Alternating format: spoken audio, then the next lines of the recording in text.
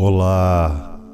Diretamente das catacumbas, este é o Papo Profano, um programa de entrevistas com criadores de obras de terror. Nesta temporada, estamos entrevistando os autores da linha Dragão Negro, da editora Draco. Muito obrigado à editora pela parceria.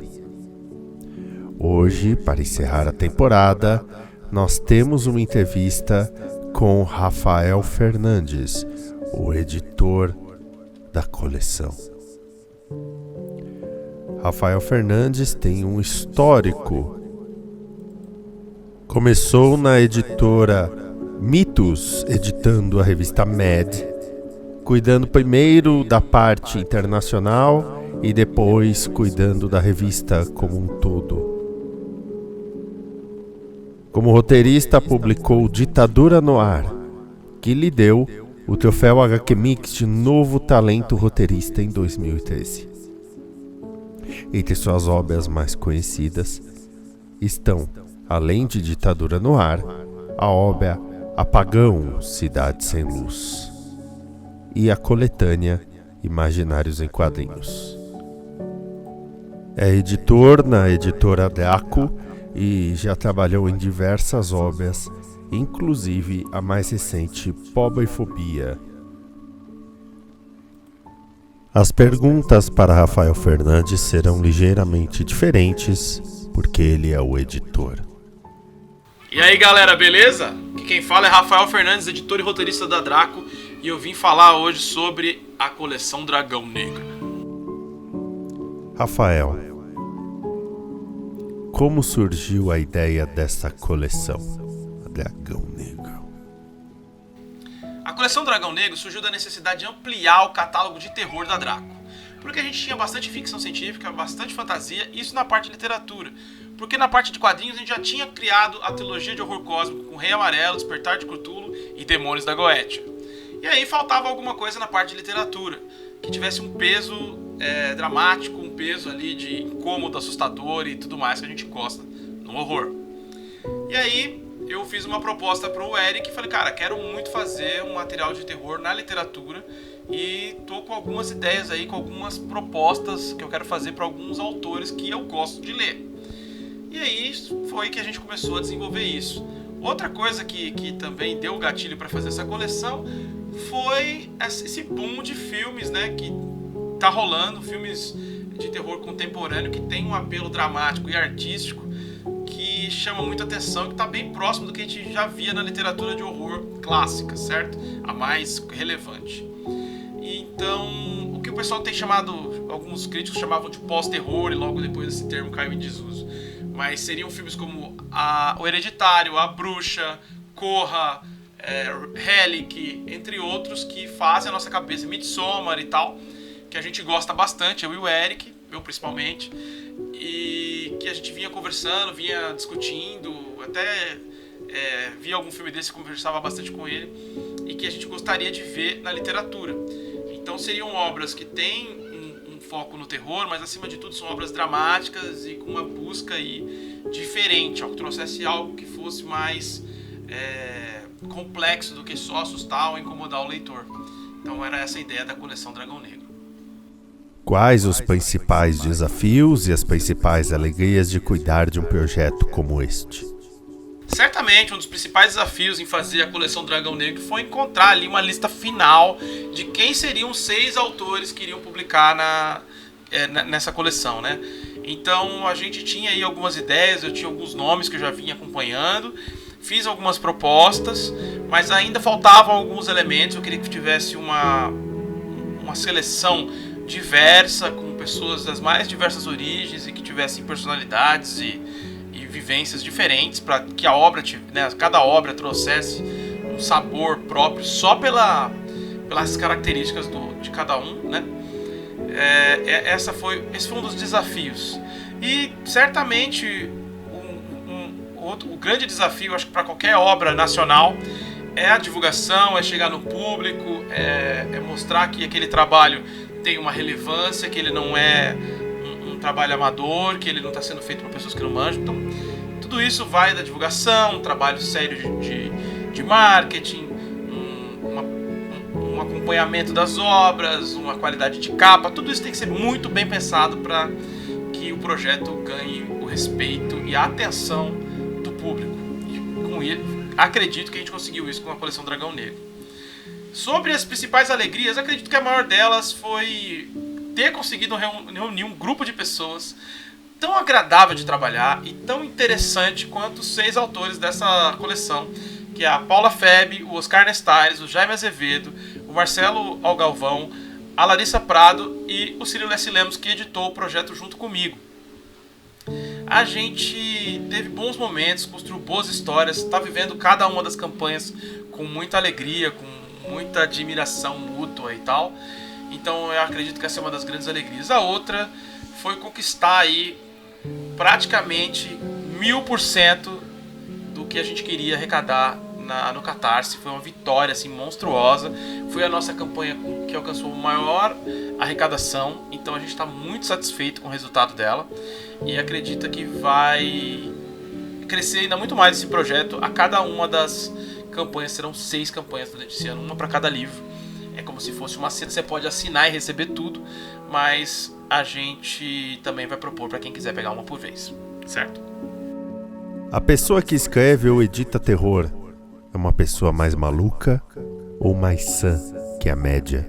A pessoa que escreve ou edita terror é uma pessoa mais maluca ou mais sã que a média? Olha, eu acredito que quem escreve e edita terror é um tipo de pessoa que lida muito bem com algumas questões, né? Porque a gente está acostumado a trabalhar com aquilo que tem de pior e mais obscuro dentro de si, né? A gente não deixa isso parado ou digere e deixa isso cozinhando ali, fermentando. A gente usa isso para trabalhar, para descarregar estresse, para entender o mundo, para questionar aquilo que a gente sofre, que a gente vê pessoas sofrendo e como lidar com isso e tudo mais. Então eu acredito que uma pessoa que lida com terror é uma pessoa mais bem resolvida com esse lado obscuro que todos nós temos e vivemos, né? Também é comum, principalmente aqui na coleção você tem a Paula Feb e o Oscar Nestares, que são autores que trabalham usando ideias da psicanálise, principalmente a Paula, que é psicanalista. Então você já vê que as obras têm esse cunho de autoconhecimento, de autopercepção, de análise, né? E ao mesmo tempo a gente tem obras que vão discutir a sociedade como um todo. Então a gente acaba sendo mais saudável, né? Quem é capaz de lidar com tudo quanto é coisa ruim que tem na própria cabeça não tem como ser mais louco do que o normal. Então eu acho que todo mundo tem um pouco desses lados obscuros, só que os autores e editores de terror expõem isso, então tem uma relação melhor. Há algo que você considera imprescindível para um bom projeto editorial? Olha, certamente para um projeto editorial de terror, na verdade para qualquer projeto editorial é importante que haja uma verdade, né? E essa verdade que estou falando não é que a obra seja não ficcional, né? Mas sim que os envolvidos naquele projeto, eles acreditem no projeto, eles têm um amor por aquele gênero, por aquele estilo de história, pelo trabalho em si. E é uma coisa que a gente tem aqui na Draco, a gente é muito apaixonado pelo que a gente faz. E que, por sorte, a gente conseguiu reunir um grupo de autores aí da coleção Dragão Negro que são plenamente envolvidos com o terror, né? Então a gente lê obras de outras editoras, lê vários autores, conversa sobre isso, está sempre discutindo isso entre nós aqui. Então há um interesse genuíno e uma paixão pelo gênero terror que existe entre nós e que transparece numa coleção como a coleção Dragão Negro. E isso tem que existir em todas as obras que uma editora independente vai fazer. Porque ao contrário desse lado, uma editora grande, que muitas vezes é só mais um trampo, é só mais uma publicação, para nós nunca é. Para uma editora pequena, como a Draco, uma publicação é sempre um mundo que a gente está visitando, criando e usando para chegar nas pessoas. Então é importantíssimo em qualquer projeto editorial que exista uma verdade. Se você vir um bode com uma aura roxa, você abraça ou foge? Olha, se eu ver um bode com a aura roxa, vai depender muito do que esse bode vai me oferecer. Se ele me oferecer cidra e manteiga, a gente vai trocar uma ideia, vai fazer alguma dança na floresta pelados e vai ser tudo tranquilo, porque já estamos nesse esquema aí mesmo. Agora, se esse bode vier correndo para me chifrar, eu vou sair correndo, porque eu também não sou besta. Como você resume a coleção sem usar a palavra terror? Olha, não é nada difícil. A coleção Dragão Negro tem uma proposta que é contar histórias dramáticas, histórias existencialistas, histórias que as pessoas se identifiquem, né? Mas usando como recurso o medo, usando como recurso aquilo que nos assusta, né? Aquilo que a gente quer evitar, a morte, a doença, a violência, tudo isso tá ali embebido nessas histórias da coleção Dragão Negro. Uma brincadeira que a gente costuma fazer e que a gente usou para divulgar, que é uma coisa que aprendemos aqui sobre esse tipo de narrativa, desse gênero, é que o mais importante nem é assustar a pessoa, deixar ela enojada ou incomodada. É que quando ela termina de ler uma história de terror que é realmente boa, essa pessoa fica... alguma coisa nela vai mudar, algum incômodo novo vai surgir, a gente vai quebrar alguma coisa dentro da cachola dessa pessoa. E é isso que é a coleção Dragão Negro. O terror reflete conflitos internos ou externos de nossa sociedade atual, na sua visão? O terror é um gênero muito complexo. Eu acho que ele é um dos gêneros mais ricos no que se diz respeito à reflexão em geral, porque ele permite que a gente lide com coisas extremamente agressivas ou que muitas vezes são tabus sociais que a gente não discute, que a gente não vive. Então, vou dar um exemplo de histórias de zumbi, por exemplo, né?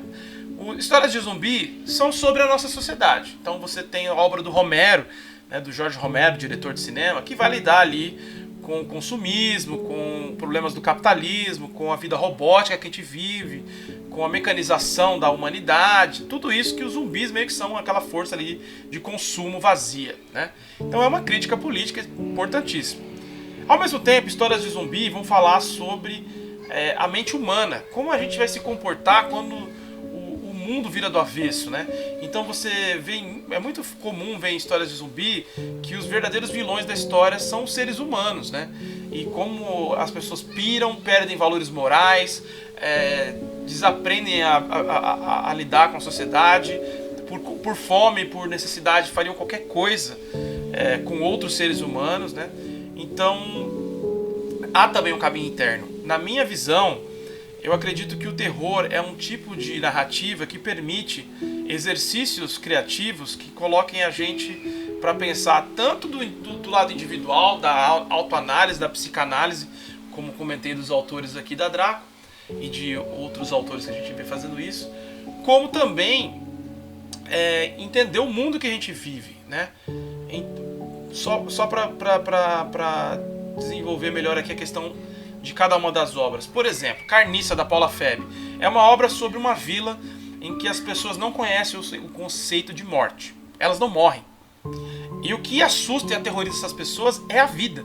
É lidar com o sofrimento, com os limites, com o consumo, com o desgaste e não haver a paz da morte. Uma história pesadíssima e muito filosófica. Na sequência temos Claro Escuro, do Oscar Nestares, que é uma história sobre dois irmãos que vivem uma estranha balança moral, uma balança cósmica, né? Em que quando um tá feliz, o outro tá triste. Quando um conquista uma coisa, o outro perde.